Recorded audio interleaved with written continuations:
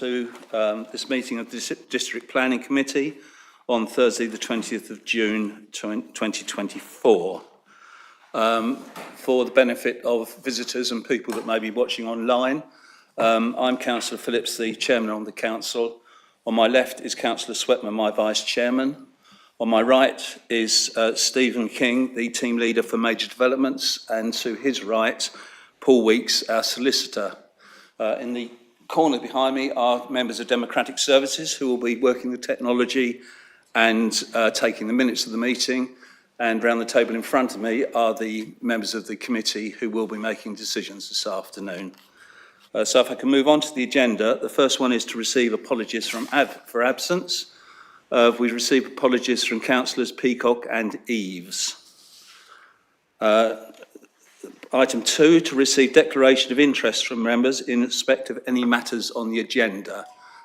Can they indicate on the touchscreen if any members do have an interest to declare? Right, I see none. Item 3, to consider items that the Chairman agrees to take as urgent business. I don't have any. We don't have any minutes because the short time scale since the last meeting, so we will have 2 lots of minutes to approve at the next meeting. So if we can now move on to the substantive part of the agenda. Items recommended for approval. Item 4 is DM 24-0004, Saint Hill Farm, Saint Hill Green, East Grinstead, West Sussex, RH19 4NG. And I'll ask Rachel Richardson to make the presentation, please. Thank you, Chairman.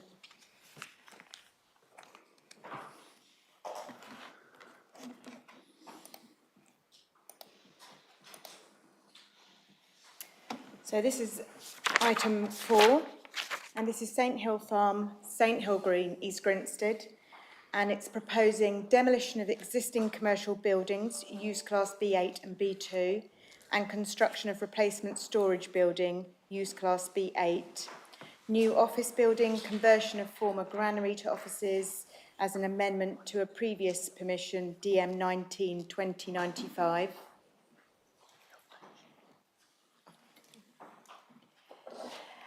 Change of use of the dwelling to trade counter, alterations to existing storage yard, construction of single-storey replacement dwelling and detached garage, alterations to access, provision of additional vehicle parking and associated works and landscaping. So members should refer to the update sheet. The applicant has submitted a refuse surfacing note for the proposed dwelling, which includes a swept path drawing. A refuse collection plan has also been submitted as additional information. Serco, the council's waste contractor, has provided comments.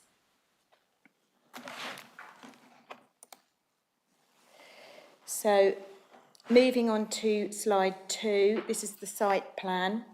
The site plan illustrates the location of the application site with the boundary edged in red. The eastern boundary adjoins the West Hoathly Road. The northern boundary adjoins the Church of Scientology. There are a few listed buildings some distance away and beyond the site to the north, and these are Saint Hill Manor, which is to the northwest, a detached property on the northern side of the Triangular Island, and a couple of pairs of semi-detached cottages to the northeast. The access is at the southern end of the site off West Hoathly Road, and this would be retained and upgraded as part of the application proposals. The site lies within the countryside for the purposes of planning policy and is designated as High Weald Area of Outstanding Natural Beauty.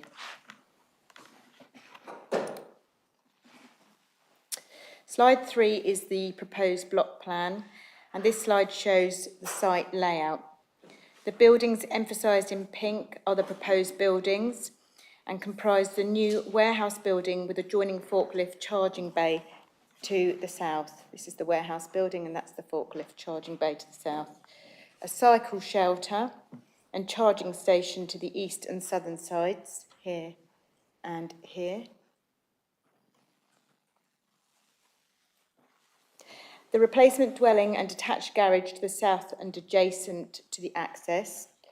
Replacement dwelling, its double detached garage and the access. And the proposed trade counter as a conversion of the existing dwelling, which is here. The buildings to the west are the proposed offices to replace and convert existing prefabricated buildings, and they are here. That's a conversion, that's a new build. There are a couple of smoking shelters proposed just on the southern side of the office building here.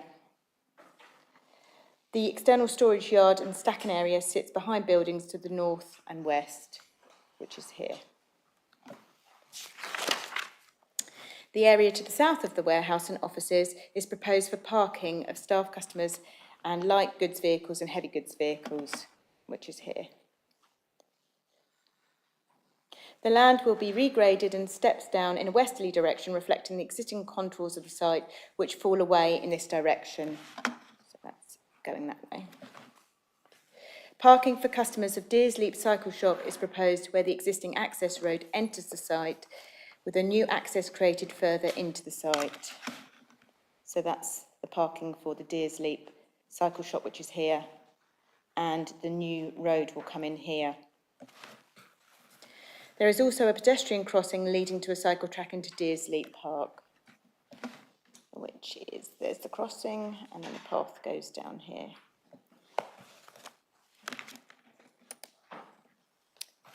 Slide 4 shows the existing plan elevations of the warehouse. This slide shows the elevations and floor plan of the warehouse and workshop buildings to be removed.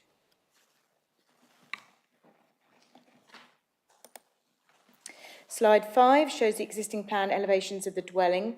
This slide shows the existing detached bungalow proposed for conversion into a trade counter and offices. Slide 6 shows, again, existing plans and elevations of the offices. The elevations and plans at the top show the building to be renovated with external cladding proposed.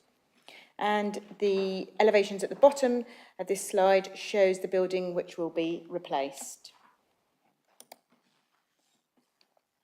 Slide 7 is the proposed sections. This slide shows sections through the site. The site section AA is an east-west cross-section viewed from the south, and BB is a north-south section viewed from the west, so from within the site. It is important to note that AA shows the red dotted line which indicates the profile of existing buildings, as you can just see here. You can see that the proposed warehouse is no higher than existing buildings on the same footprint, and that on removal of existing workshops, space will be created in the external storage yard area. The lower section BB shows the western sides of the proposed warehouse and granary buildings and car parking to the south. Slide 8 shows the proposed plans elevations of the warehouse, and this slide shows that the building will have some green living walls and 300 PV panels on the roof. The elevations demonstrate how it will be constructed at the existing lower yard ground level, with a large proportion of its east elevation hidden from the east and West Hoathly Road.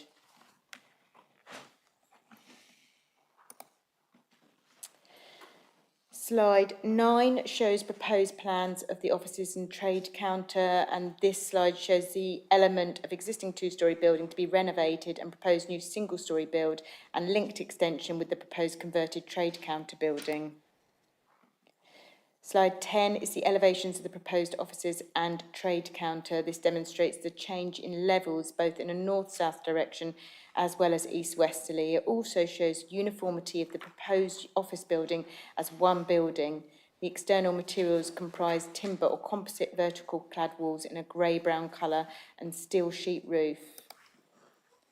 Slide 11 is the proposed plans elevations of granary. This is the granary building, which has an extant planning permission for conversion to offices. The current proposal would, however, see a reduction in its floor area. The external materials are those previously approved under the 2019 permission, consisting of a laminate oak cladding at first floor and slate roof, and the windows will be aluminium casements. Slide 12 shows proposed plans and elevations of the dwelling and garage.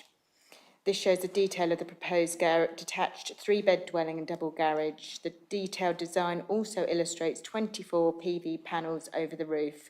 The property would be clad in a dark stained boarding or similar, and the roof covered with a plain tile.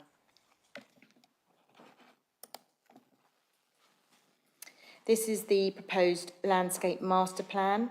It illustrates the perimeter planting as well as proposed planting within the site and around parking areas. Existing planting will be retained along the West Hoathly Road and supplemented with native species. Some removal and new planting is proposed at the access to open up visibility. Slide 14 is the refuse collection plan for the proposed dwelling. And this drawing shows the position of refuse collection alongside the access road for the dwelling, which is here, and that's where the refuse would be.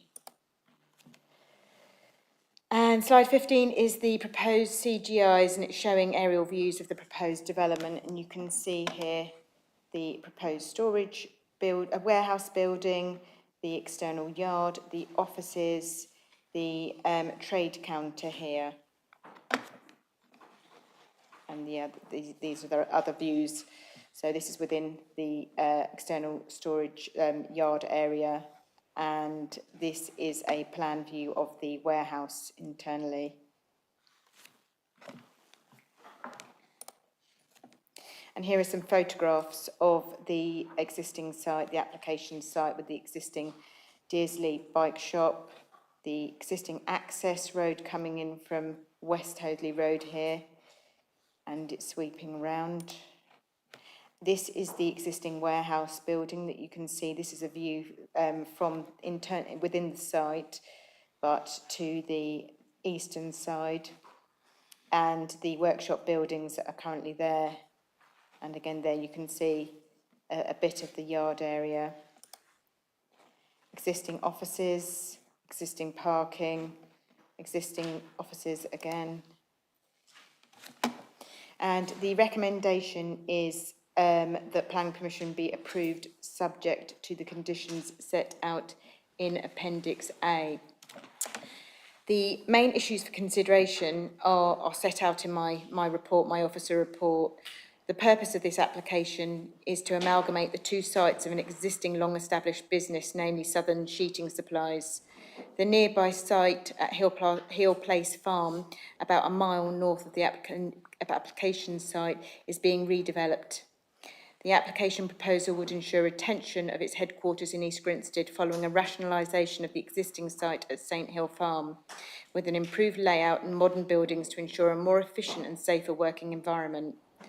To sum up, the principle of the development is acceptable, and members will be aware that legislation requires the application to be determined in accordance with the development plan unless material circumstances indicate otherwise. It is considered that the application is in accordance with the development plan and that this is the proper starting point for decision making. However, the Council also must have regard to other material considerations, including the National Planning Policy Framework, in determining this application. Policy DP12 is the starting point, and this policy allows for development in the countryside, provided it maintains or, where possible, enhances the quality of the rural and landscape character. The proposed development would result in the amalgamation of the company's two existing businesses, and this would be achieved as a result of a rationalisation of the built form of existing buildings at the application site on a consolidated footprint. The cumulative quantum of proposed development is considered to be of a small-scale nature, and its scale and character with the landscape-led approach will be in keeping with its surroundings. The planning history sets out that St Hill Farm has to date evolved as a result of a number of planning permissions comprising a number of buildings which have benefited from a change of use through farm diversification. The redevelopment of this existing commercial site to enable its continued occupation by Southern Sheeting Supplies is therefore considered to be acceptable. Policy DP15 also supports replacement dwellings where they are comparable in scale and maintain or enhance the quality of the natural built landscape. In terms of the High Weald area of outstanding natural beauty and countryside, the proposed use will satisfy the criteria of Policy DP16 and Policy EG1 of the Neighbourhood Plan. It will conserve the landscape character and not detract from the visual qualities and essential characteristics of the OMB in terms of location and design. There is no public right-of-way within the immediate vicinity of the application site. It is considered that the proposals will also preserve the setting of listed buildings to the north of the site. In terms of residential amenity, no significant harm would result to the living conditions for households within the locality, which are a significant distance away from the application site buildings. The dwelling within the site will be occupied by an employee of Southern Sheeting Supplies. The impact on the Ashdown Forest is considered to be neutral in the planning balance. The proposals will not result in a net increase in dwellings on the site, and no mitigation for recreational disturbance is required. And there would be no additional atmospheric pollution generated by this proposal as a result of increased traffic emissions. The transport statement confirms that while the development will result in an intensification in use of the site, this will not have a material cumulative impact on the operation of the highway network. The local highway authority at West Sussex County Council has not objected. There will be no increase or reduction in staff numbers as a result of loss of the Hill Place Farm site, and this is because staff currently work across both sites. There are no objections raised from Mid-Sussex District Council's Environmental Health Officer, the Conservation Officer, Flood Risk and Drainage, Trees and Landscape. The landscaping proposals will deliver net gains in arboricultural terms and also in terms of ecology. The proposals seek to address and deliver sustainability objectives across the site. Mid-Sussex District Council's waste contractors have expressed concern in relation to refuse collection for the proposed dwelling, which is included on the update sheet. However, it is important to note that the existing dwelling is currently having its refuse collected on a much tighter internal road layout. HGVs and LGVs will be able to drive past the dwelling and into the external yard and out again, which means a refuse truck will also be capable of doing the same manoeuvre. Furthermore, this one issue does not outweigh all the other planning merits of the scheme. The proposed development is compliant with the criteria of relevant Mid-Sussex District Plan policies, the Site Allocation Development Plan and the East Grinstead Neighbourhood Plan. It is also compliant with national policy contained within the National Planning Policy Framework. Overall, it is considered that the proposed development is acceptable, and as such it is recommended that the planning permission be granted. And that brings my presentation to a close. Thank you, Chairman. Thank you, Rachel. Right, we move on to the speakers. Before we start the speakers, could I ask if Councillor Prescott and I assume, is it Ms Hurst just behind him, could move slightly to their left so that I can see the clock that will be on the bottom right-hand corner of the...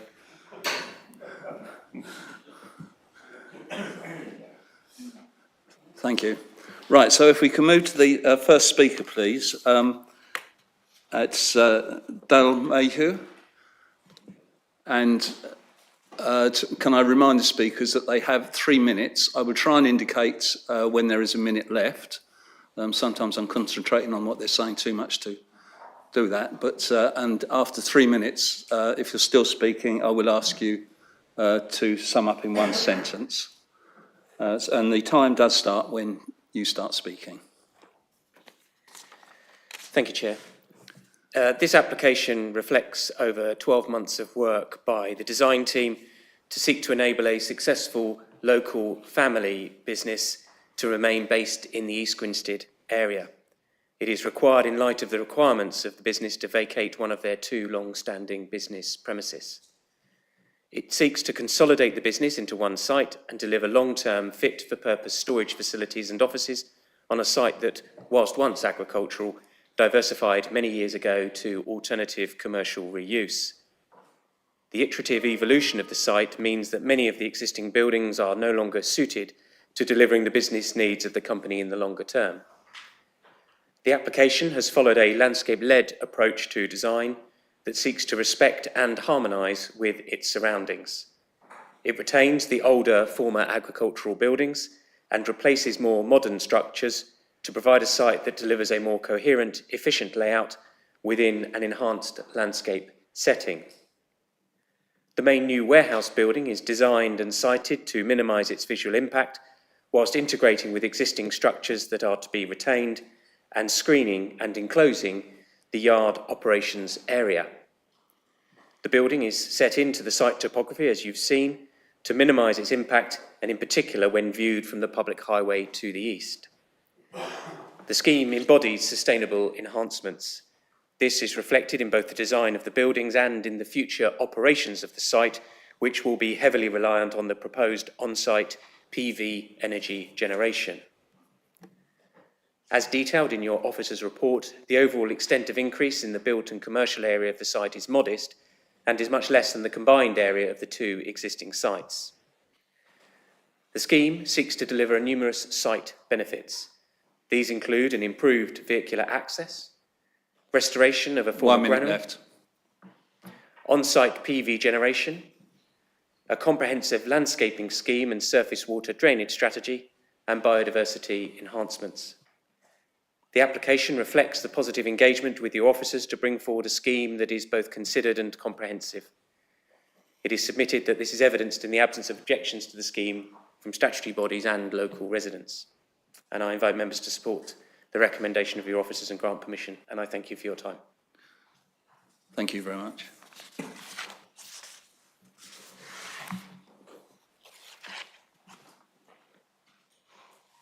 Right, to the applicant, Tony Hobbs. And again, the 3 minutes will start when you start speaking. Good afternoon. Tony Hobbs, Managing Director of Southern Sheeting, the applicant. Established in 1979, Southern Sheeting is a second-generation family-owned and operated business trading in specialist roofing and construction materials. We break bulk and distribute products to the construction industry, the agricultural community and the wider general public. Our business focuses on providing our customers with a high-quality personal service, delivering technical solutions, practical, no-nonsense advice.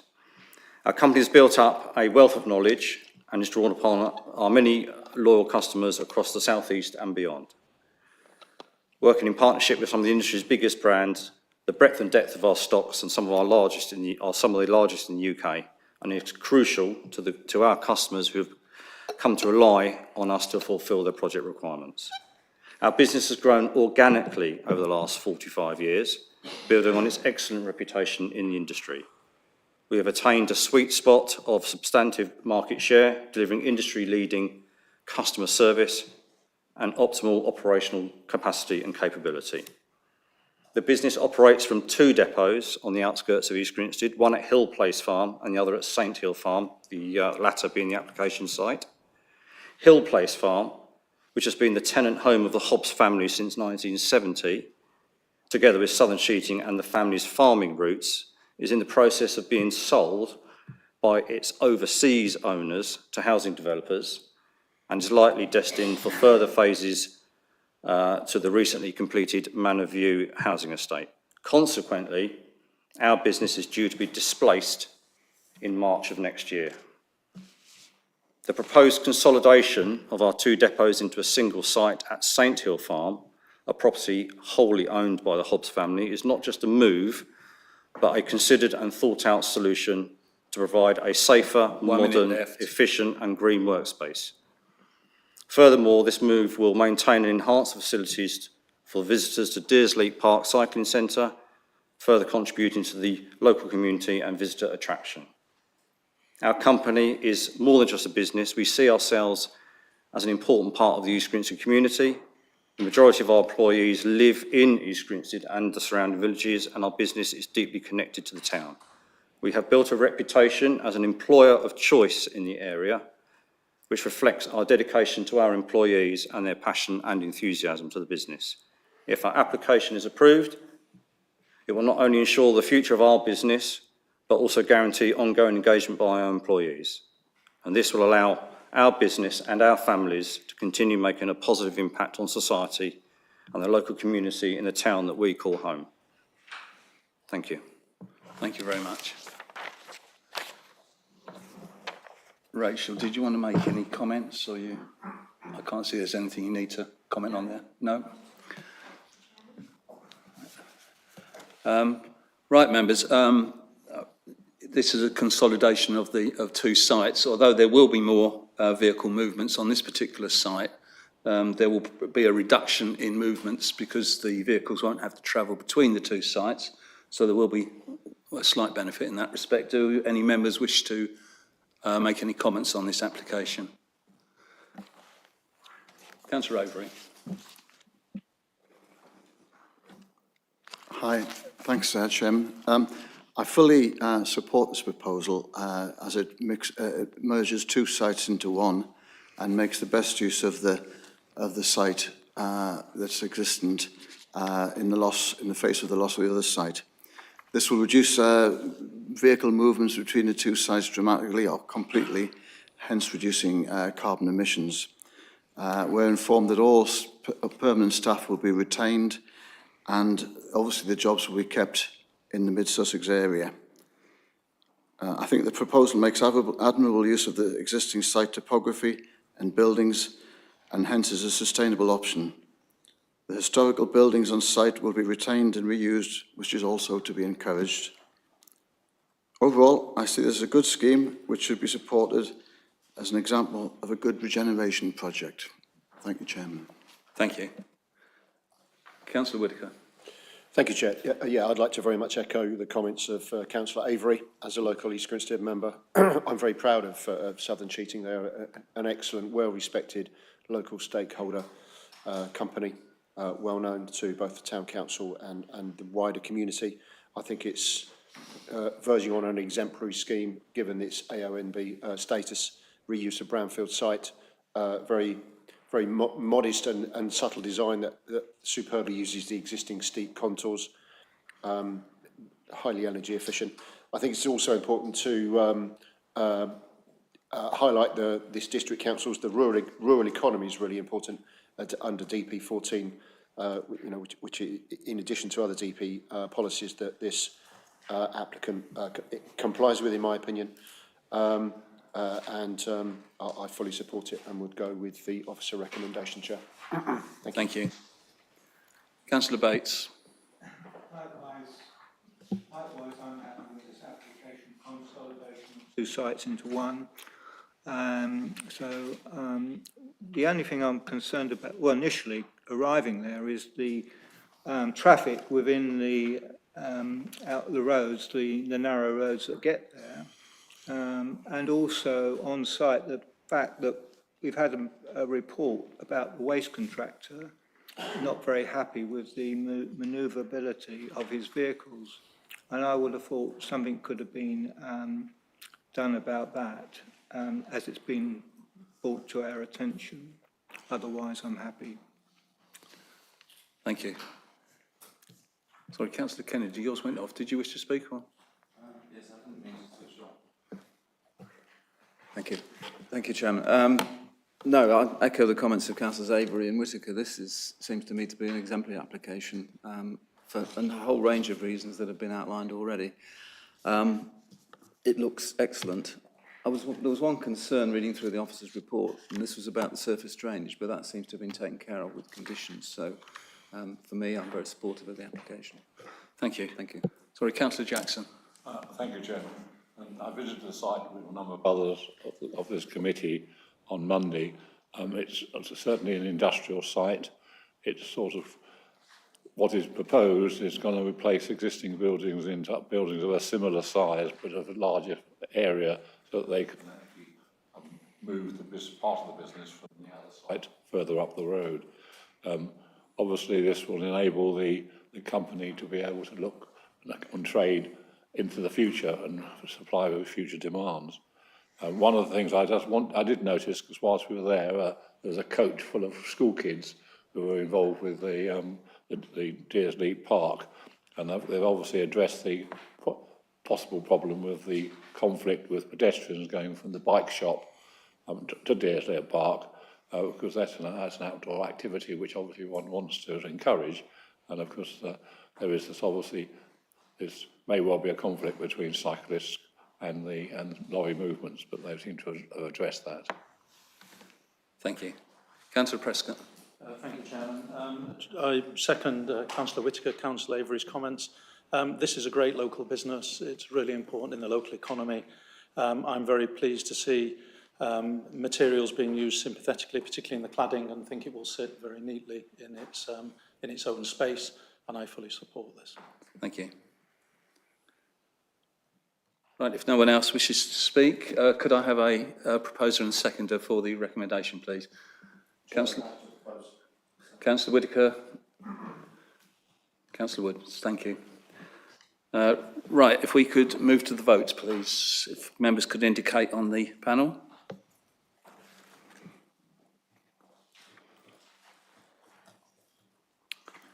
Right, that is unanimous. 9 votes for, none against, no abstentions.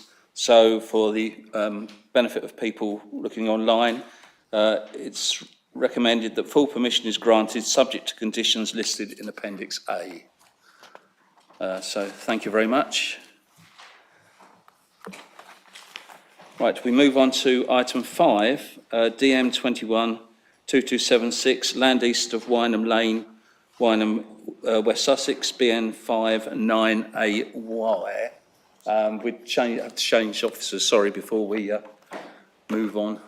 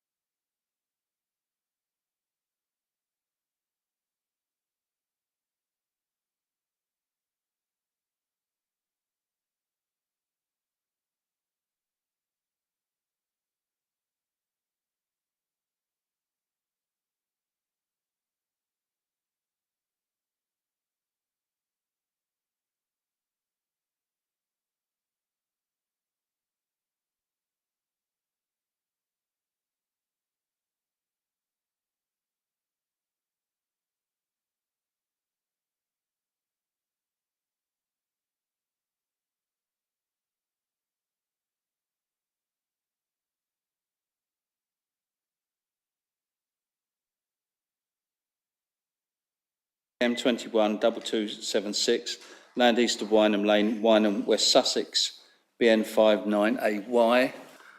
I'll ask Stuart Malcolm to make the presentation, please.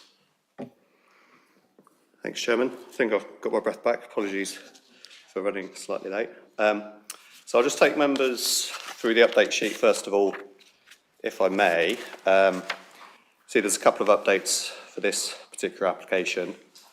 Firstly, paragraph 4.2 of the report, supports I've made reference to, there's been an additional 10 letters of representation which have been received since the publication of the report.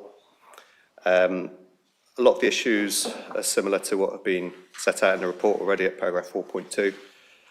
But then there's an additional number of issues there that have been raised as supplementary to those already before you in the report. Reference is also made to the comments from the CPRE. They've removed their original objection, but I think on their point, it's worth highlighting that a condition giving this proposal a 30-year lifespan is set out in condition 28. That's within Appendix A. Members will have seen the correspondence from the local ward member, Councillor Ziedler, who couldn't be here today, unfortunately. But we made reference to his full comments that were submitted to members of the committee yesterday. Obviously, these comments are for the committee. I won't read it out because you've all had sight of them 24 hours ago. Obviously, these comments are for the committee to consider, but I'll just comment on the last point about the potential condition. So obviously, I certainly appreciate the sentiment behind the suggested condition, but a decision does need to be made as things stand, so basically against existing policy and existing guidance. I don't think it would be reasonable to use a condition that would force the applicant to make unknown changes in the future, and changes that could well need planning permission in their own right. In any event, Informative 6, which is sort of at the end of Appendix A, makes reference to a risk management plan and an emergency response plan, and it is these documents that would essentially be almost sort of live documents, really, that could be updated according to the latest relevant guidance. In terms of the other updates, paragraph 12.20, reference should be made to a recent appeal decision. We've obviously made reference to one appeal decision in the main body of the report itself, and then reference should be made to another that came out on the 10th of June for the approval of a facility in Basildon in Essex. Just a couple of sort of key points there really, that can be taken as material considerations to this application. And just a couple of quotes there that I think are quite useful. One makes reference to the provision of battery energy storage is a critical national priority, as set out in National Planning Policy Statement, EN1. And then there's a useful summary at paragraph 44 of the decision that summarises the benefits of such a proposal. Paragraph 12.27, we've had additional comments made by the applicant in respect of separation distances, making reference to up-to-date guidance from this year, 2024, and there is expected to be updated guidance from the National Fire Chief Council, but that has not yet been published. And then the final update is just reference to just some changes to some of the drawing numbers and mainly the revisions in the approved drawing list. Thanks, Chair. That's all the updates. So to take members through the proposal itself. So the application site is known as land to the east of Wynham Lane, and it's in an area of countryside located a little to the south of Bob Lane. And this is on the border of the district with Horsham, which is located to the west. So the land to the west of Wynham Lane was all within Horsham district area. The site, which is obviously indicated by the red line on the plan, measures 7.2 hectares in area. The site is currently largely undeveloped, although a lawful start seems to have been made for the implementation of a previous planning permission on the site. That's for the agricultural buildings as referenced in the report. But as such, the site is largely still used for occasional grazing, I understand. So although in the countryside there are a number of residential properties in the vicinity, the nearest of these properties are located on the western side of Wynham Lane, which just indicated is here. These are referenced in section 9 of the report, with there also being other neighbouring properties further to the south and further to the east. So in terms of the site constraints, the proposal, as I said, is within the countryside, and that's as defined by the development plan. The landscape does not benefit from any other specific policy designations. There is an area of ancient woodland which is to the east of the site. That's this area here known as the Gill, and this covers all those trees located all the way up to Bob Lane, all the way down to the southern or southeastern side of the site.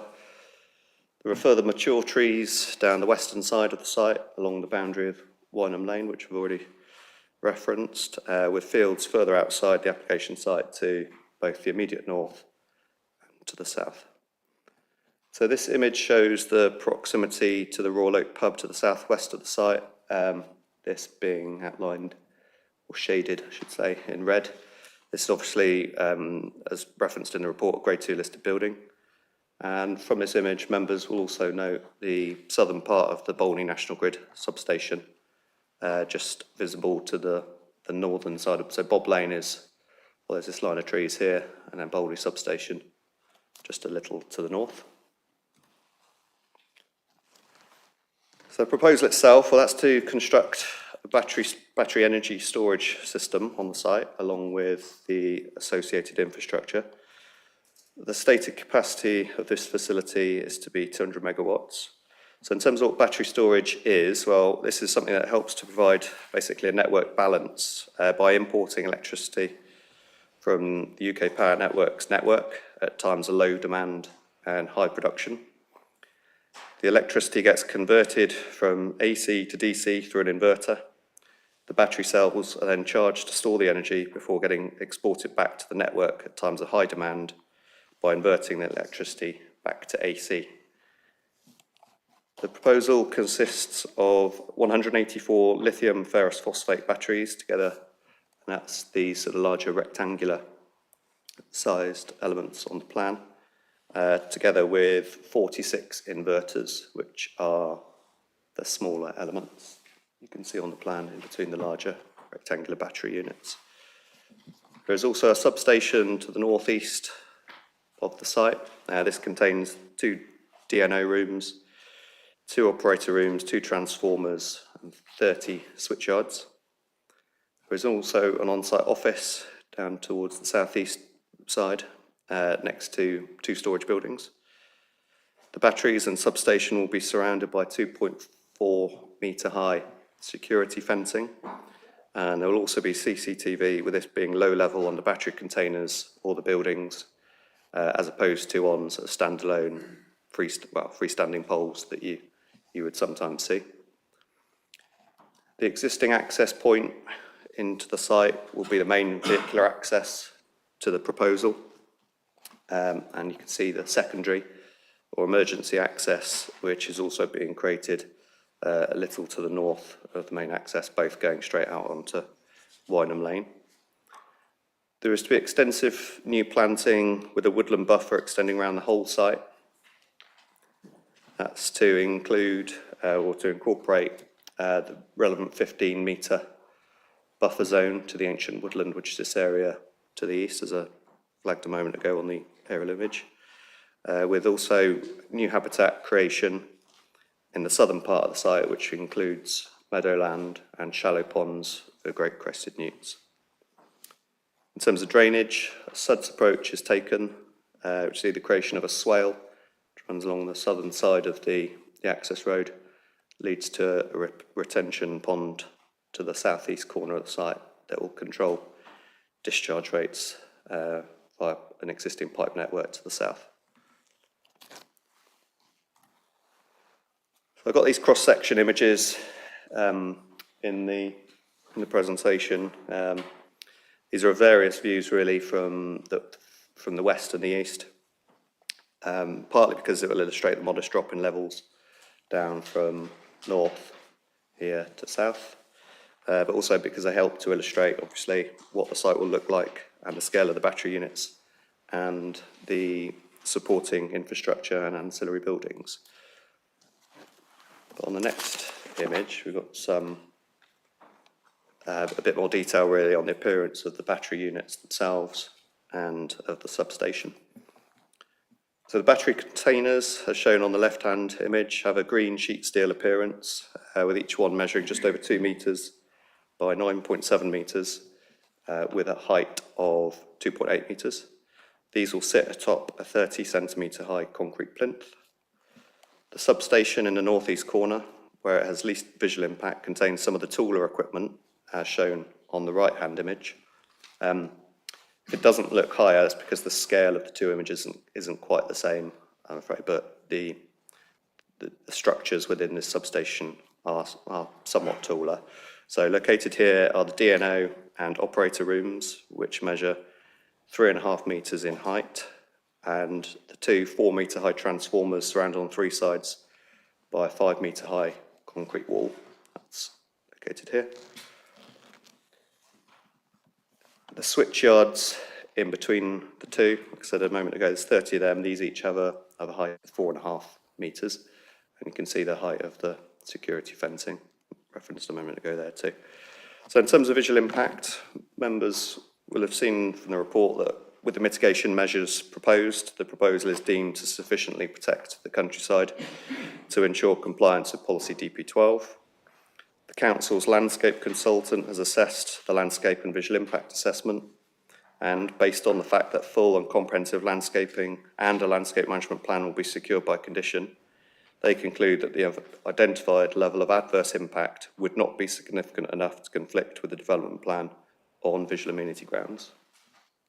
In terms of the structures, so the buildings, I should say, really on site, the proposal seeks to mimic the previously approved consent for the agricultural buildings, with these 2 new buildings being a similar design, size and scale to what was previously permitted.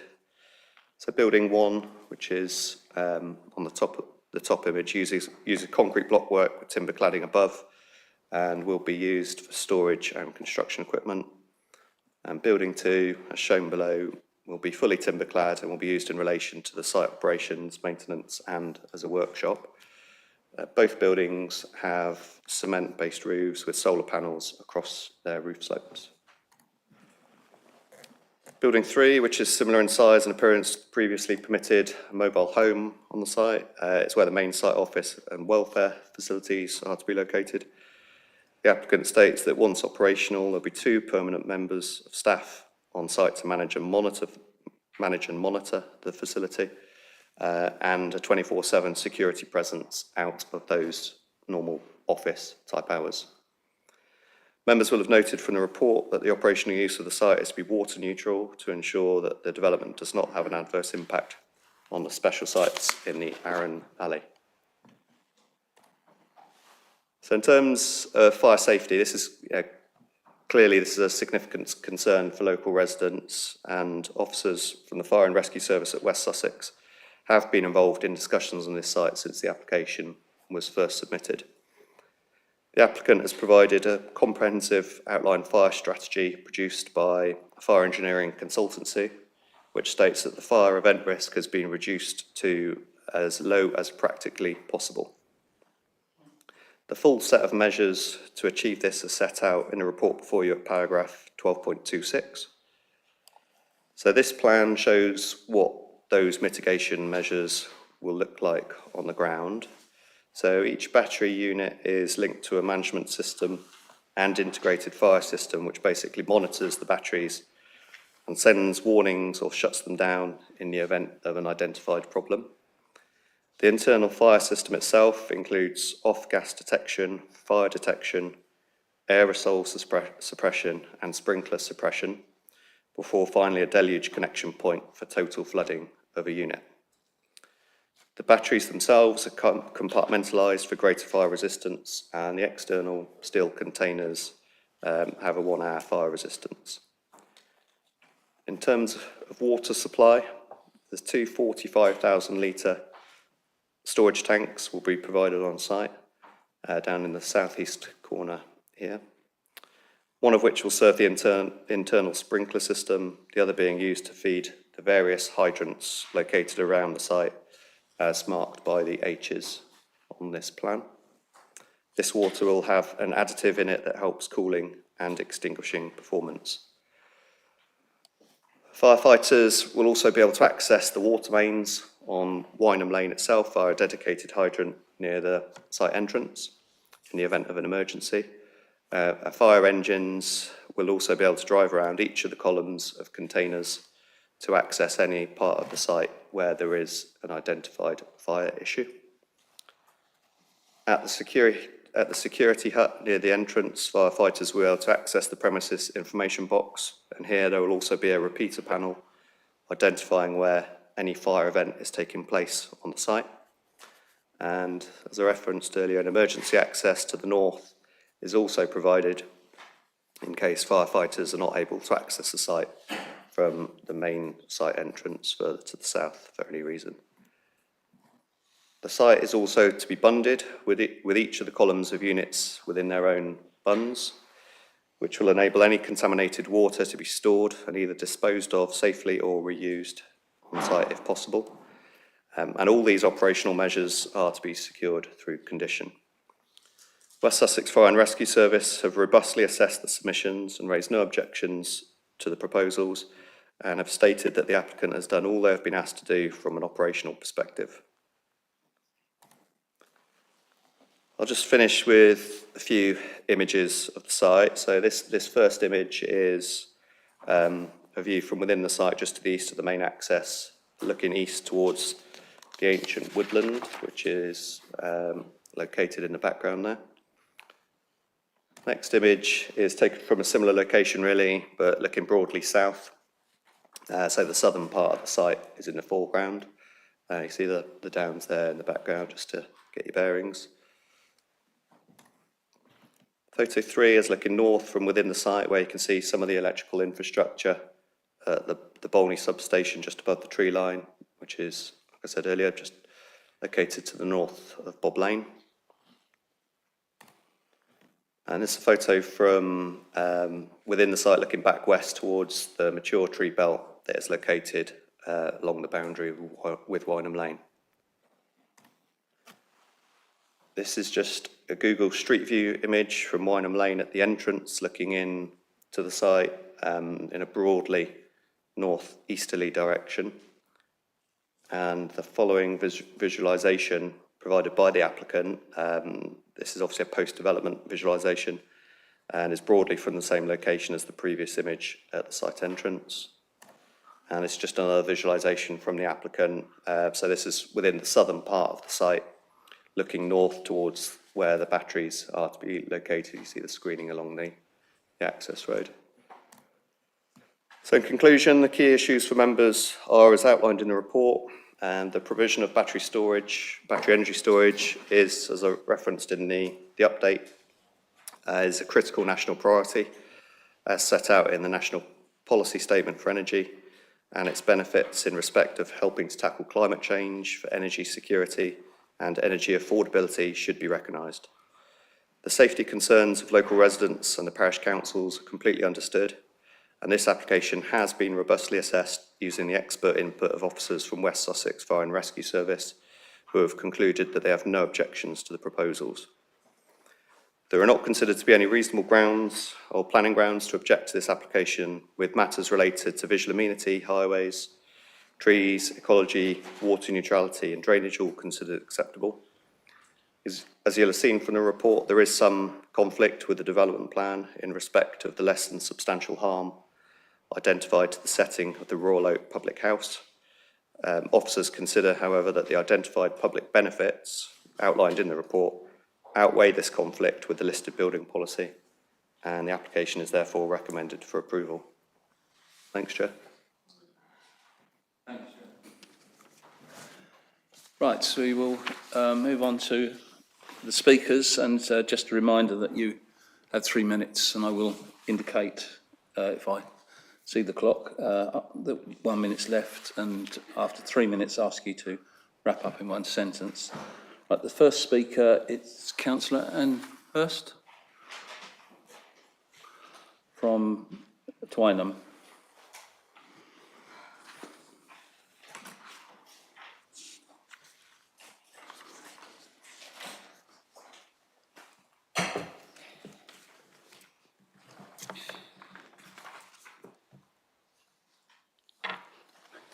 Thank you, Mr. Chairman.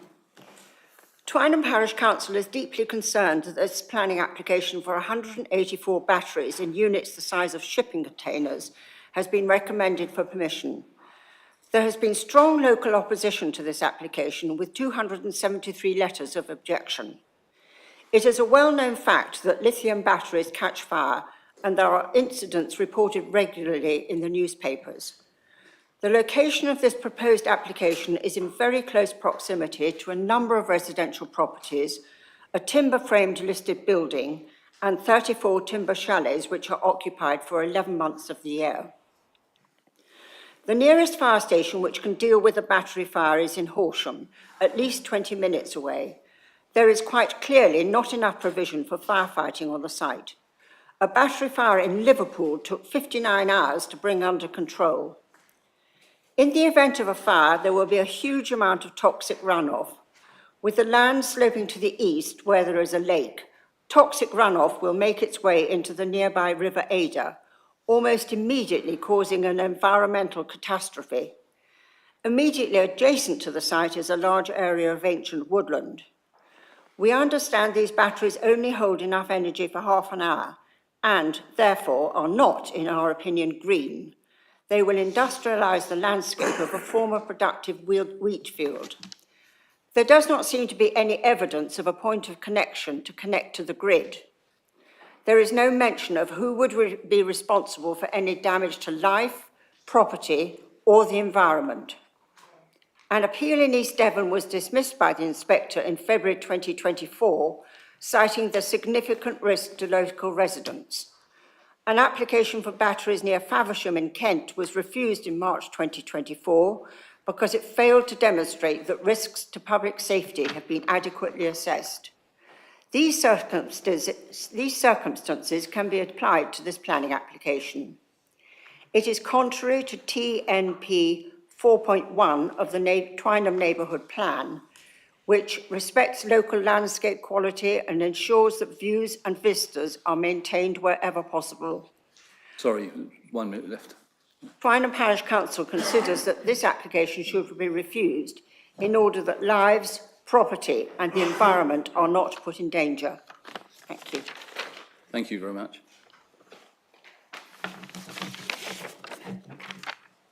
Right, the second speaker is James Reed.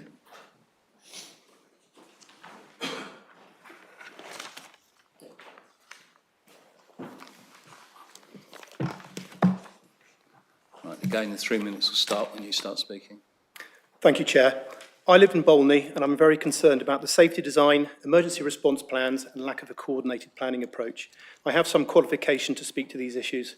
I'm a member of the Institute of Civil Protection and Emergency Management, an experienced multi-agency Gold Incident Commander, experienced in major incident management, emergency planning, local resilience and as chair of strategic coordination groups. First, lack of detail on the safety design. The government points local authorities to the National Fire Service Planning Guidance as the current planning document. This application does not comply with these principles and there is very limited detail as to why you should accept non-compliance. Any post-incident investigation would expect to see an audit trail of how the authority came to the conclusion that the design minimises risk to acceptable level and how they had met their duties under the Civil Contingencies Act. If it assists, MSDC legal duties are set out in your emergency plan on page 8.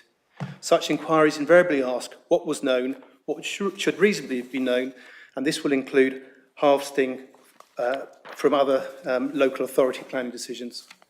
Second, the evidence lack of a robust emergency response plan as required by the national guidance. This application does not follow best practice in terms of emergency planning. The theme seems to be hope for the best without any emergency planning assumptions, scenario modelling and testing. Comments attributed to the fire service are not reassuring. Example, so I think the access of supply and water meet with the requirements for this site, para 1229. We have no information on how water will be brought to the site in reality, how secondary access requirements will be properly met, risk assessments of wind patterns and impacts on communities. Humanitarian evacuation response plans are non-existent. There's no modelling of fire service response times. There's no information on how the Joint Emergency Services interoperability principles can be met in such a constrained rural environment. This is the bread and butter of emergency planning. Any fire at the proposed site has potential to be declared a major incident. Concerningly, there is no consultation with wider Category 1 and Category 2 responders, nor the Sussex Resilience Forum, as legally required by your emergency plan, page 9. If all of these points are obvious to me, they'll be obvious to any scrutiny body. Whilst green credentials of these systems are clear, the safety risks are real. I've yet to see a post-incident inquiry conclude that the ends justify the means. Lastly, the authority is clearly not adopting a coordinated approach to these applications. This feels perverse. These significant developments must not be allowed to evolve on a piecemeal basis. The authority has a duty to assess the cumulative impact of development. I submit the committee must reject this application on grounds of evidence risk to public safety arising from non-compliance with national planning guidelines and your own emergency plan. Thank you. Thank you very much. Right, next speaker is Councillor Nikki Hanley of Bolney Council, Parish Council.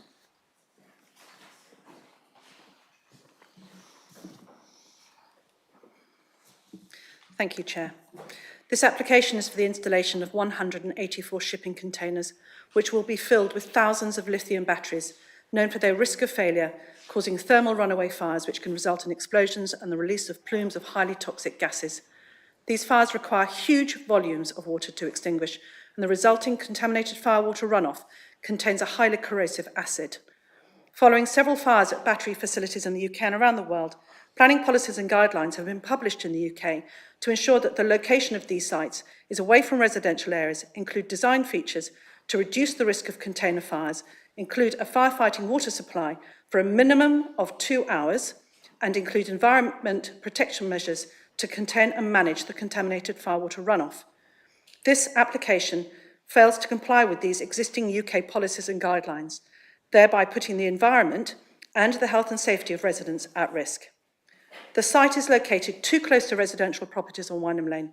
There is ancient woodland along the entire length of the eastern boundary of the site, and a stream in the woodland which flows into the River Ada only a few hundred metres to the south. The battery containers are crammed into the site, and the proposed site layout contravenes expert national guidelines. The static water tank proposed for firefighting will run out in 23 minutes at the water application rate required by West Sussex Fire and Rescue, woefully short of the minimum 2 hours required by national guidelines. And what happens when the water runs out? The applicant doesn't say. There is no evacuation plan for residents, no proposals to deal with the plumes of highly toxic gases which are harmful to humans and wildlife.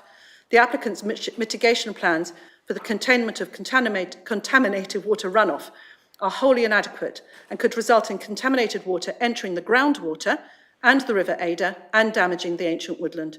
Who will be responsible for this environmental damage and clean-up? The applicant company doesn't even exist at Company's House. Horsham District Council One minute left. Thank you.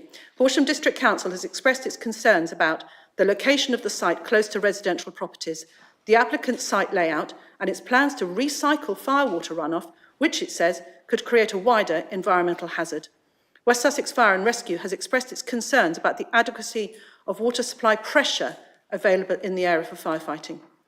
Bolney Parish Council is fully supportive of battery storage facilities to enable the UK to move to a sustainable energy system, but these facilities need to be located in the right place with reliable water supplies for firefighting and must include a comprehensive system for the containment and management of contaminated firewater so as to reduce the risks of harm to local residents and to the environment.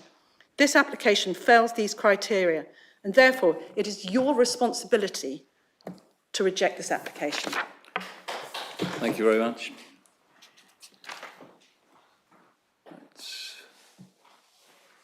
Councillor Trevor Brown from Shermanbury.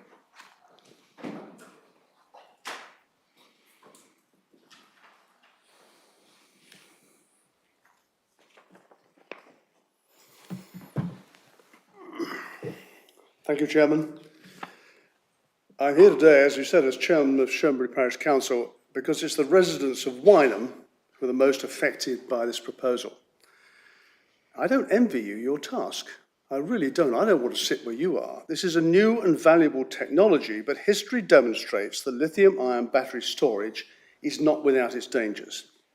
In our reference objection, you will see that Carnegie Road in Liverpool provides us with a national precedent.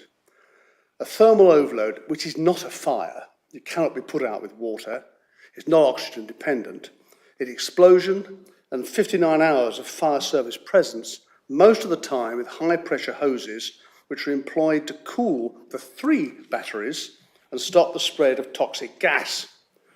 It's an internationally accepted risk of the technology, which must be fully mitigated in any planning application. This site of 184 shipping container-side lithium-ion batteries is on the edge of Twynham Parish, alongside Wynham Lane, with 100 metres of 30 residential wooden lodges and 10 other residences, including a listed building, all absent from the lovely pictures you saw earlier. You need to be certain and not hope for the best that the potential for fire to spread to those lodges of a toxic gas not to spread to other local residences is fully mitigated by distance and by a plentiful supply of water to dampen a thermal runaway for up to 59 hours if we're going to go on Liverpool's example. There must also be an evacuation plan for residents, many of whom are retired in the wooden chalets, and it needs to be developed and tested. You'll also need to be certain that the batteries at the centre of the array are carefully spaced to allow safe access to the fire service. Our research and consultation with experts on these matters informs us that none, and I will repeat, none of these mitigations has actually been handled. It seems likely that legislation which has cross-party support, which happened recently in the House of Parliament, will be passed by the next Parliament and provide rules for the safe development of BESS. Please don't preempt that. I would guess that none of you are experts, nor was I at one point, in these matters, which put you in an impossible position when safety is a key concern. I don't need to remind this committee of the historical failure to fully mitigate known risk. It dates back to Aberfan, Grenfell Tower, infected blood on the post office. BESS is a useful technology, but only in the right place and fully mitigated against potential tragic consequences. I know. Wade Allenson, the professor, an expert at Oxford University, he made the point, was quoted in Parliament. Although batteries are essential in our world, naively multiplying them while ignoring safety questions is dangerous and negligent. That is what is Sorry, can I happening. ask you to wind up with Large-scale one battery sentence, please? energy storage systems should be classed as hazardous establishments in order to be regulated appropriately. Please don't let this decision here today come back to haunt you. I recommend you refuse this application on the basis of safety. Thank you, gentlemen. Thank you. Right, we have three speakers in support of the application. The first one is Gregory Jones, KC. Sorry, Chair. I'll just Kevin Hart, we'll just change the order, so Kevin Hart. All right, okay, that's fine. Thank you.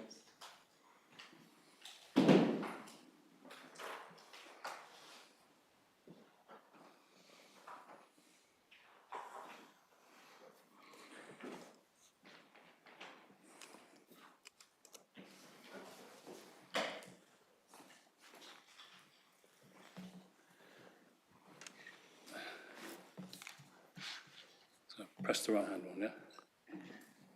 Yeah, but it's yeah. Chair, thank you for this opportunity to address your planning committee in support of this application.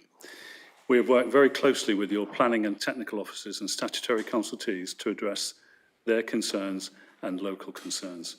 Your technical officers on highways, environmental health, landscape, tree officer, ecology and drainage have no objection, along with all statutory consultees, subject to appropriate planning conditions which are acceptable to the applicant. Your conservation officer has stated that the development will lead to less than substantial harm to the setting of the Royal Oak. Your officer confirms that there are clear environmental, social and economic benefits from the proposed development which outweigh any potential harm to the listed building. The proposed development includes significant landscape mitigation, as you will have seen from the plan that's on the screen. The whole of the southern site is put aside for landscape mitigation, ecological enhancement, and provides a biodiversity net gain of in excess of 30%. We have worked closely with West Sussex Fire and Rescue Service, very closely over the last 2 years, and we have designed and taken on board comments made by them into our scheme that is now acceptable to both the fire service and your technical officers. West Sussex Fire Service have no objection to the proposed development. The development has been designed in accordance with the latest and emerging guidance and will be reviewed against that guidance in consultation with West Fire and Rescue Service for the entire lifetime of the facility. We've undertaken an agricultural land classification report water neutrality assessment and habitat risk assessment as part of this planning application and work closely with your offices. Renewable energy projects can only be connected to the grid system where capacity is available within the overall system. The proposed development will connect to the Bolney substation and a strategic grid substation. We have an existing fully secured grid connection at that location. It is acknowledged that there's only going to be a significant growing need for the facilities like this. Our reliance on renewable energy means that we have to balance the grid, as was stated by your officer. The development will assist in enabling a faster transition to a low carbon future by providing balance for the grid to enable renewable energy to meet the guidelines and the drivers of the UK's target of net zero 50. In conclusion, all necessary technical environmental assessments undertaken as part of the planning application have been submitted in support of the planning application and robustly assessed by your technical officers and by the statutory consultees. The proposed development is consistent with existing planning policy at a national and local level. All relevant planning policy and other material considerations have been considered, and it's concluded that the proposed development in an identified location is acceptable. We welcome the support of the Planning Officer's report. Thank you for listening. Thank you.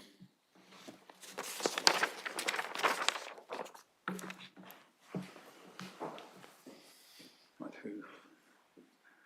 Matt Cunningham, is it?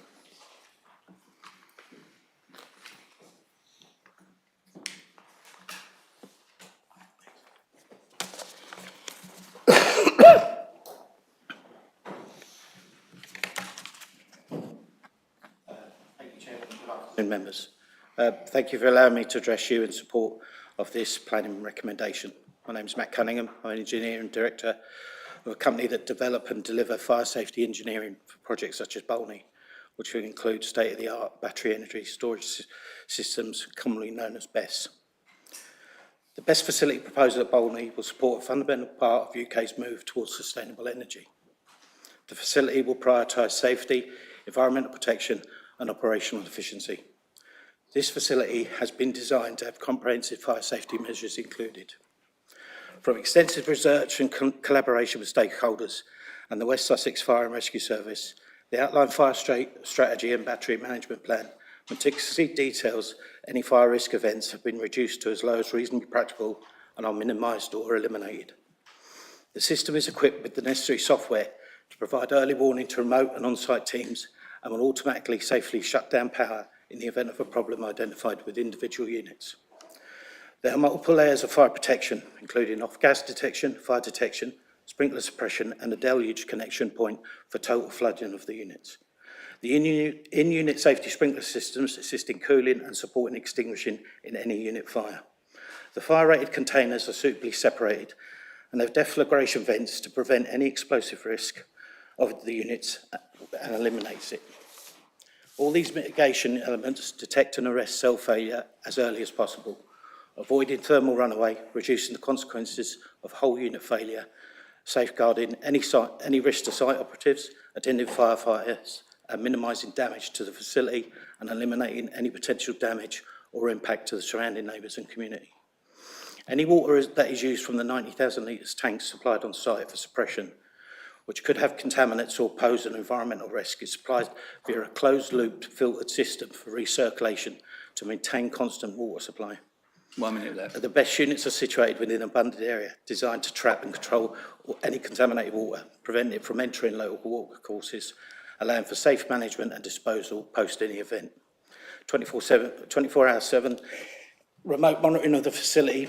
In the event of fire, the Fire and Rescue Service will be promptly notified and attending fire services will be met by staff at the security rendezvous point. The alarm systems have location beacons to quickly and directly point attending firefighters to any location.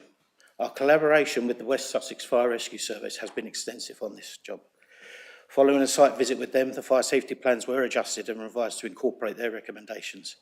Their subsequent feedback this has confirmed the proposal meets the UK National Planning Guidance on battery energy storage systems. They also confirmed suitability of access for fire appliances, including the alternative route.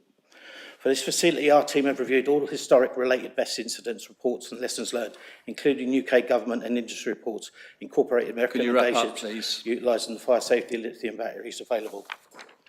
This underscores the importance of the risk safety measures we have put in place. The proposal only meets and exceeds the necessary safety Sorry, and can you, environmental one requirements. sentence, please, We're wrap up. confident that this facility will have a valuable addition, providing essential energy storage while maintaining the highest standards of safety and environmental stewardship. Thank you. Thank you.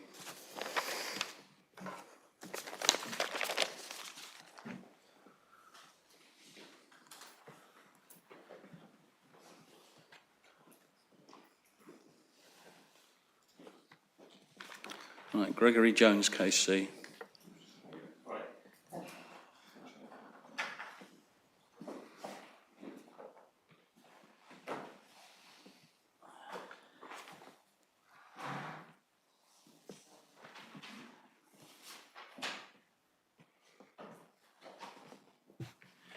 Good afternoon. Thank you for allowing me to address the committee, members of the public. My name is Gregory Jones. I'm a barrister, as you said, at KC. I specialise in town and country planning, policy and law. I'm also a legal associate of the Royal Town Planning Institute and a fellow of the Royal Geographical Society. I'm not going to repeat in detail what you've heard, but just to invite us to take a step back and have an overview of the position. The first point to note is that the committee has before it an exceptionally careful and considered officer's report. The second point is that this is the result of a detailed and very long analysis of the application. As many members will be aware, this report has been long in the making. Every possible relevant concern or objection has been thoroughly investigated. I think I can say without fear of contradiction, your officers have examined a plethora of issues, coming to the undoubtedly correct decision. There are no sound reasons for refusing this planning application. Thirdly, the reasons that are given are entirely lawful. Fourthly, we shouldn't underestimate, as officers have drawn your attention to, and the submissions from the colleague councillor, of the importance of the battle in the transition to zero economy. Everyone agrees we should do it, but never today. Always somewhere else, always on another day. And we're suffering the consequences of it. That's why it's a principle of national importance, of crucial importance. But it's not development at any cost. Fire safety has been highlighted, but here by objectors. But here it's the objections, I've listened to them carefully, all non-specific. You have clearly independent expert evidence, plus the statutory consultees who have gone through it, asked for recommendations to say that it is safe. In terms of heritage, you've got your officer's advice, it's less than substantial, and you've got the advice where that sits in the category. If you look also at the site, this is one of those rare examples where there isn't a landscape objection of any significance whatsoever. In conclusion, there's a choice for members. It's not as difficult one in terms of the evidence. It may be, and it's always difficult, I've been on all sides when people come in and object, to make the right decision. And the right decision is the one recommended by officers. If you take the decision on fire safety, in the absence of any evidence, that will be a decision which will be unreasonable and will fail on appeal. Thank you very much. Thank you very much.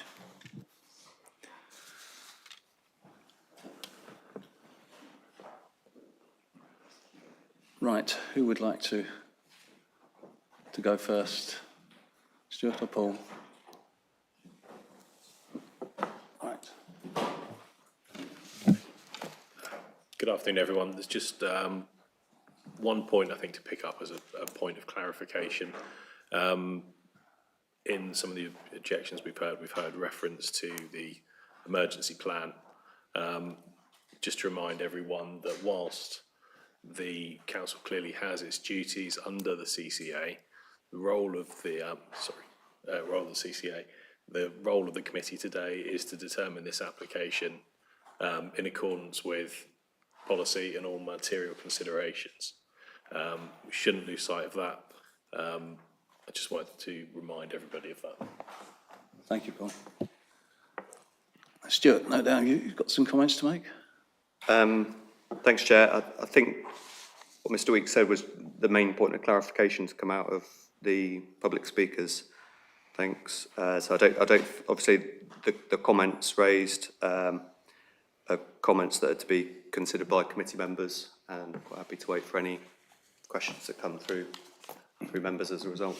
Thanks. Thank you. Right, members, we have obviously we have the concerns of the local community. We also have the recent appeal decision where it was declared that it was a critical national priority. Obviously, there are risks. If we were looking for them to be eliminated totally, there wouldn't be an airline industry, there wouldn't be a nuclear power station. So, you know, we've got to really consider whether the risk is too great for us to approve this, or whether the risk is sufficient that we can approve it. So, over to you, members. Oh, sorry, just one clarification. A concern was expressed to me beforehand that there were no comments from the Health and Safety Executive. My understanding, the reason for that is that it isn't actually a planning matter. Yeah, thanks, Chair. Yeah, they've confirmed that an application of this nature falls outside of their remit for making comments on planning applications. So, yeah, no comments from the HSE on this application. Right. Thanks. Vice Chairman. Thank you, Chairman. Well, firstly, I'd like to appreciate the comments from the residents. I understand your concerns, but with the advent of the road we're going down with renewable energy, if the wind don't blow and the sun don't shine, then this is going to deplete the national grid. So we do need this facility to actually reinstate national grid with all the electric vehicles that are using, etc., etc. So I do understand your concerns. There's only 4 substations in the whole of the South East, excluding London. So you can appreciate that that's very few. So we're going to need to take energy off the national grid and put it into these battery substations when the supply is there. And when the supply is low, it's put back in.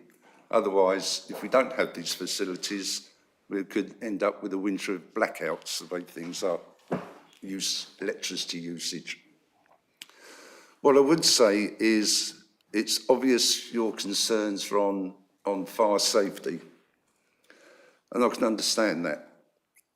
I've read this report, and West Sussex Fire and Rescue have been in on this application from the very beginning.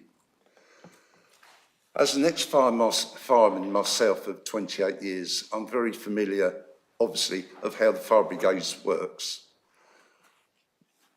The fire brigade is constantly coming up with new technologies, i.e. let's take electric car batteries. Firemen have to be trained on how to put these out and other such like things. And it's exactly the same with these battery farms. The firemen will be very well versed in site visits, annual visits, maybe exercises. So they will be well versed in where to go, where the water, where the hydrants are, etc., etc. As regards mobilising, I can't speak on behalf of Surrey Fire and Rescue, but I did found out at Burgess Hill Fire Station they've got an 18,000 litre water carrier plus 2 pumps. Now, I don't know what would be on the makeup in the event of a fire, and I'm quite satisfied with the fire facilities they've got in these batteries units. So the initial attendance would be appropriate if there was a fire, and of course there'd be make-ups if necessary.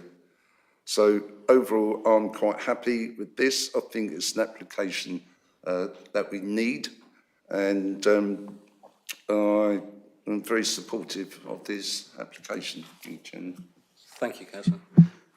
Councillor Avery. Thank you, Chair. This undoubtedly is one of the most contentious applications presented to the committee in this regime. Whilst understanding the need for green energy and efficient and reliable supplies in the face of net zero targets, the effect on the landscape, neighbourhood and ecology needs to be carefully understood and managed. As such, I find myself greatly conflicted by this application. The representations for and against demonstrate the strength of feeling on both supporters and opponents of the application and display a level of knowledge and understanding which is good to see. The technology relating to lithium ferrous phosphate batteries appears to have moved on significantly from the lithium-ion batteries which caused the damage at the Liverpool fire of 2020. As such, it is difficult to compare these events.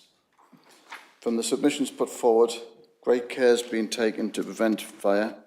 The key factor being that lithium ferrous batteries can be controlled and extinguished by water application in the event of fire.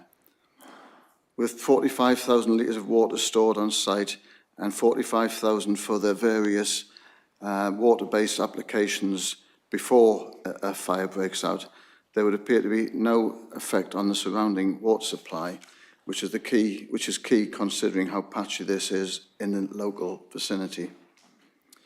The last issue is the possible effluent spillage from any fire into the surrounding aquifers.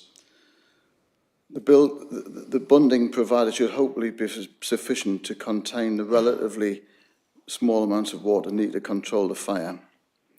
This technology is developing at a remarkable rate, and should the committee be minded to approve the application, would suggest a condition be inserted, wherefore, should the installation cease to be a functioning edifice, either through technology advances or redundancy, the site shall be returned to its natural state, and any necessary remediation undertaken. The provision of 750 semi-mature trees around the site perimeter will help dramatically in reducing the impact of the development and make the regreening of the site a relatively straightforward process. Thank you, Chairman. Thank you, Councillor. Councillor Jackson. Thank you, Chairman. I think the sort of need for such a facility has been well made in terms of the unreliability of wind and sunlight. But this particular facility needs to be located close to a substation for energy efficiency reasons, and therefore it will need to be somewhere around the Bolney substation.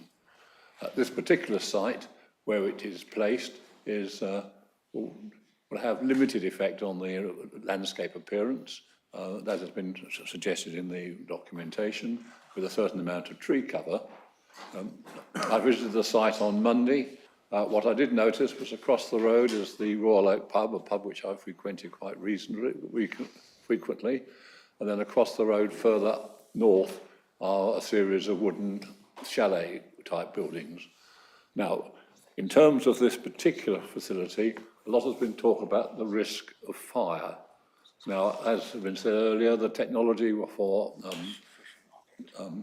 these types of batteries have improved dramatically over the years. The technology might become much safer. I mean, we now have batteries in our homes if we're going to have PVs on the roof. And again, that's far more dangerous if you've got a battery system inside the house or garage. In terms of the risk, there's obviously the fire risk, but if we look at risk depends on the hazard, and obviously if there's a fire, there's obviously quite a serious hazard, but then of course the frequency is also, so the actual risk depends on both hazard and frequency. If the frequency is very low, then of course the risk is so low, but you can never get zero risk, so that's why in the health and safety legislation they talk, you've got to reduce the risk as low as reasonably practicable, and this is what one does. Now, how you can reduce the risk is both in the construction of the facility, but also in the mitigation measures, and of course by putting these batteries in a whole series of containers, so there's not all in one big building, and also have fire suppression systems within the battery containers.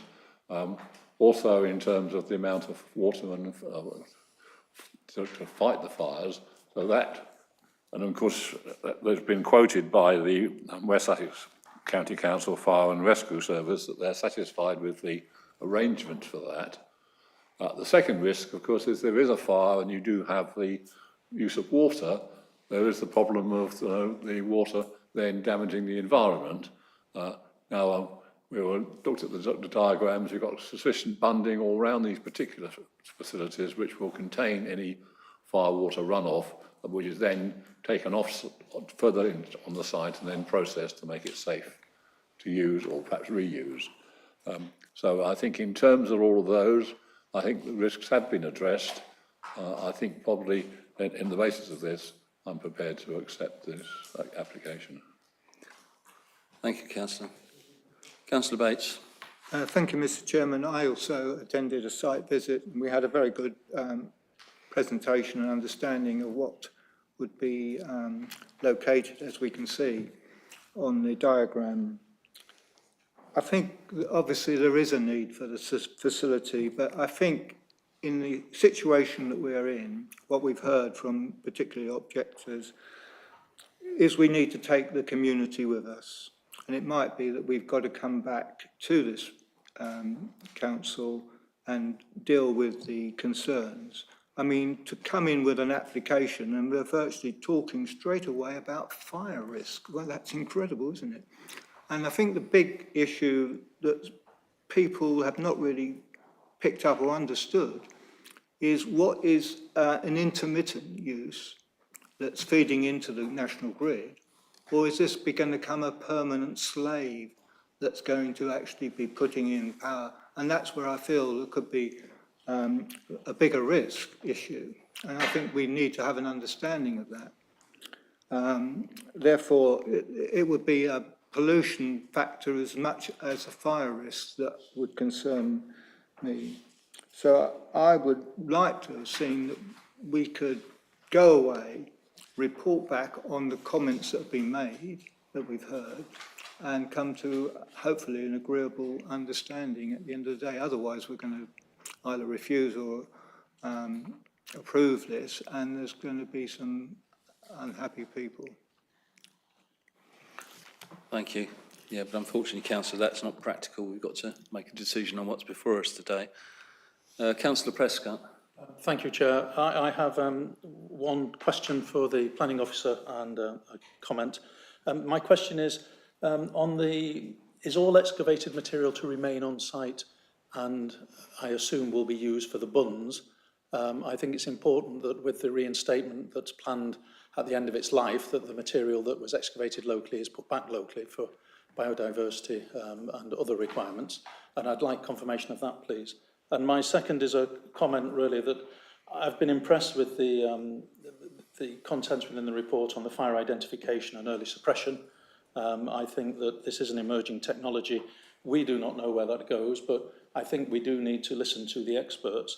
And one of the key experts here has been the fire service, and they've been involved right from the start, and I commend the applicant for that, to engage with the fire service. We're not the experts. We cannot be making decisions on fire safety, but we can be guided by the experts around us. That's all. Thank you, Chairman. Thank you. Would you like to comment on any of the Councillor's comments, Stuart? Yeah, I would. Thanks, Chairman. And I'll just come straight back on Councillor Prescott's question there at the end, if that's okay.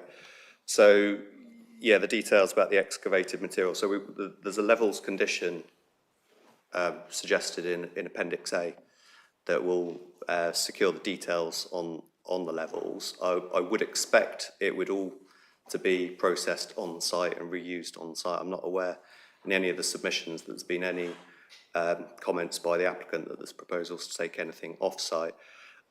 The reason for your question related to elements in the future about sort of contamination and risk, and I was going to come back and comment on the useful point that Councillor Avery made about the decommissioning and decontamination.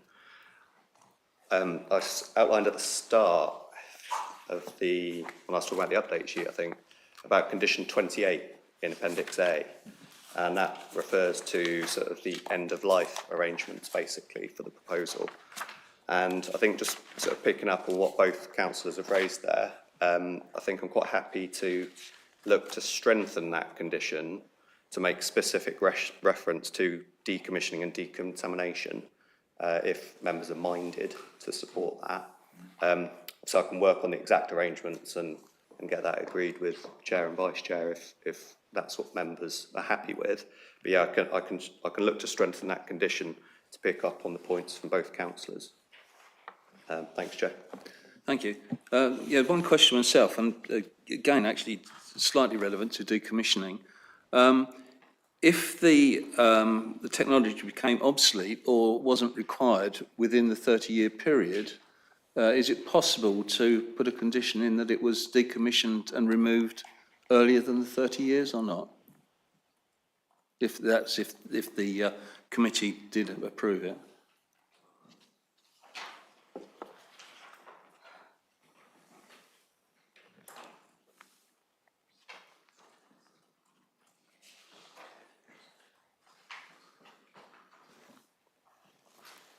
Thanks, Chair. I don't necessarily think, well, just had a very brief discussion. I don't think necessarily we could condition it, but I think it'd be dictated by market factors. And I think if the applicant's sitting on a site that the technology is obsolete, I don't necessarily think that they would look to retain it on site. I don't necessarily think a condition, other than the 30-year lifetime condition, I think that would be sufficient to address the concerns about this being a temporary, albeit a lengthy temporary consent over the 30-year period. I think officers are satisfied that that would be sufficient. Okay, fine. Thank you. Councillor Prescott, did you want to come back? No, thank you. Right. Councillor Avery. Yeah, just picking up on Stuart's point, and my point was really that 30 years in technological terms is eternity. And these things, I mean, the change in the battery performance over the last 4 years is quite remarkable. Who's to say that in 4 years' time the technology which is in place today won't be, redundant or out of date? And what we don't want to have, I mean, if people leave the site, just leave what's left in the site without dealing with the outfall from it and making sure that everything is cleaned and tidied up and restored back to its previous state. I don't think you can put a timescale on that. I don't think you can do that in, say, 30 years or 5 years or 10 years or whatever. I think it just needs to be when it happens, basically, and that was my point, yeah.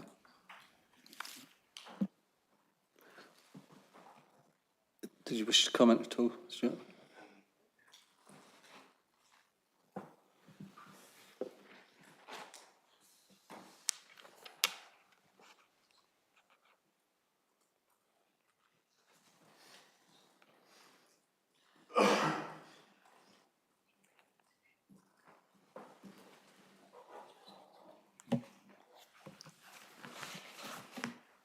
So, Chair, just going to have a quick look at, I mentioned in the presentation about planning inspectors' decisions being material considerations. So I think we're just going to have a quick look at one of those approved schemes to see what condition was applied there about this.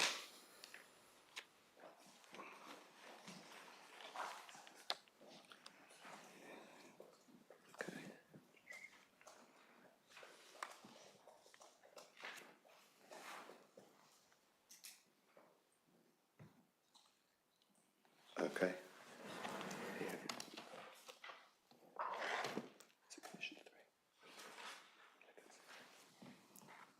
Yeah, sorry, Chair. So,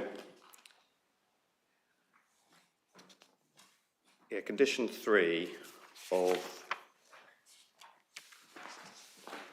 the planning inspector's decision that I referenced in the update sheet, so this being the approval in Essex on the 10th of June, does make reference in their lifetime condition about if electricity ceases to be imported and exported to the grid for a continuous period of 6 months, then a scheme shall be submitted to the LPA within 3 months from the end of the 6-month period for the removal. So that addresses the obsoleteness issue. And yeah, if members are happy, I'm happy to update condition 28 in Appendix A to reflect that position, if members are minded to support that. Thank you. Thank you. Councillor Kennedy. Thank you, Chair. I mean, this is a very interesting but very difficult decision. Lots of things to take into account, but my particular concern is safety. There's obviously been lots of negotiation going on between officers, between the applicant and the fire service. I would have liked a little bit more certainty from the fire service in this. It's a great shame that they couldn't be a bit more clear and certain about their views on it. However, nothing is risk-free, in my view, in this sort of case. And I think we've got to bear in mind the fact that the provision of battery energy storage facilities is a critical national priority. So all in all, I think I'm fairly supportive of this scheme. Thank you. Thank you. Councillor Whitaker. Thank you, Chair. Yes, very interesting comments. I agree with, in the main with Councillor Kennedy. This is a classic case, as I see it, of emotion against planning law. A number of really good points have been made, not least by members of the public. Twynham, Wynham, I know is an extremely powerful community and a very powerful lobby, and not least planning lobby. We've seen that in years gone by with LAMS and other projects that you've worked on. So very powerful lobby, and all the speakers today have spoken extremely powerfully indeed, more powerfully than I've seen for a few years, I have to say. Effectively, this is an existing national infrastructure facility, which is next door, which has been established for decades. So this actual proposal, as I see it, is an extension to it. And I have to say, it looks a logical extension to it. And we've heard the reasons why. The government energy policy is clear. Energy security is etched in our minds, particularly over the last 2 or 3 years, and increasingly so, given events in Europe and economically. That is reflected in NPPF paragraph 17. You know, and energy is a core planning principle. Our district plan, which is still current from 2018, which was adopted, DP40, page 95, has renewable energy policy. And when it was drafted and adopted, even 6 years ago, even the wording envisages that this type of facility would be unlikely to be identified and brought forward in this district. But fast forward 6 years, and it has. So we as councillors and as a district council, we have a responsibility under that DP policy 40, as I see it, to reflect current changing circumstances, which have changed an awful lot. And I think that's been reflected in the officer's report, which has been comprehensive. I'd also like to echo the other comments of councillors and commend the planning officer for over 3 years diligent deliberations and negotiations, which clearly, you know, have been very, very exhaustive. So I'd like to compliment him on that. This facility, it's mentioned in the report, but it was mentioned at the site visit on Monday. 200 megawatts is a huge energy capacity. You know, we're not talking, you know, sort of marginal gains here. This is sort of a game changer, certainly for the district, probably for the southeast. The recent appeal decision in the update notes here, I think, is very clear and very useful, and very sobering, frankly, because you know, that's the latest precedent as we see it. I know the public speakers have mentioned the Liverpool case and other cases, and I fully understand that. I get that, and the technical speaker has mentioned that, and as I've said, that was very powerful. But our KC colleague who spoke, who summed up, hit the nail on the head for me. If this goes to appeal, I don't think we've got anywhere to go. And the safety expert evidence, there are no objections. So for me, there are absolutely no grounds for refusal. I hear all the safety issues, but for me, that is not an overriding material planning consideration, given the evidence and the other weight of evidence and planning policy compliance with the overall scheme. And we have to look at the thing in the round. So I am supportive, Chair. Thank you. Sorry, Councillor Whitaker, but I've been advised by the legal officer that as you were missing for a while, you won't be able to vote on the proposal. Sorry. Right, are there any other members that wish to speak? Recommend approval, Chairman. Thank you. Do I have a seconder?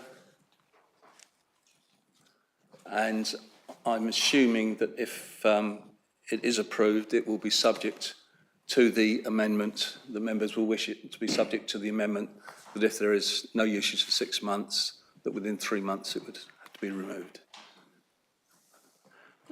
Right, so we have a proposal, we have a seconder. Can we move to the vote, please?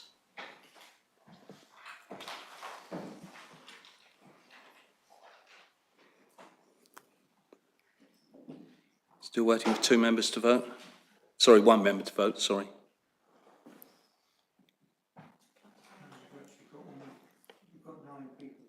There's Councillor Whitaker can't vote.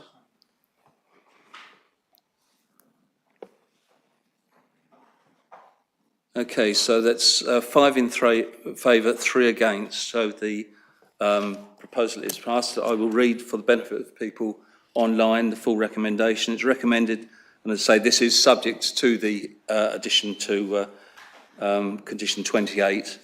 It's recommended that planning permission is granted subject to the conditions listed in Appendix K.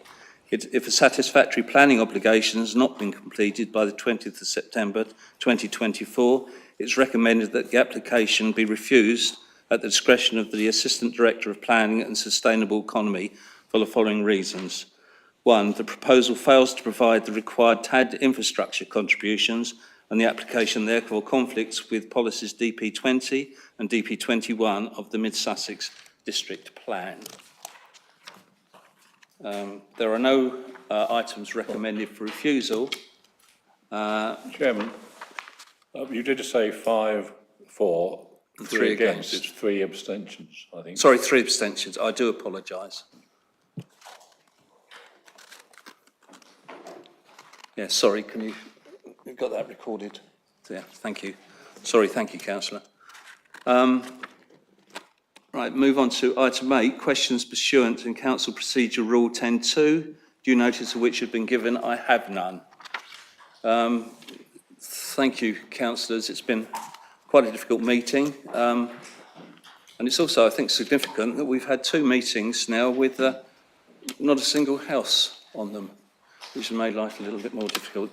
So I declare the meeting closed at 3:49. If members could remain seated while the live stream's turned off, please. Thank you very much. Thank you, everybody. Thank you for your attendance.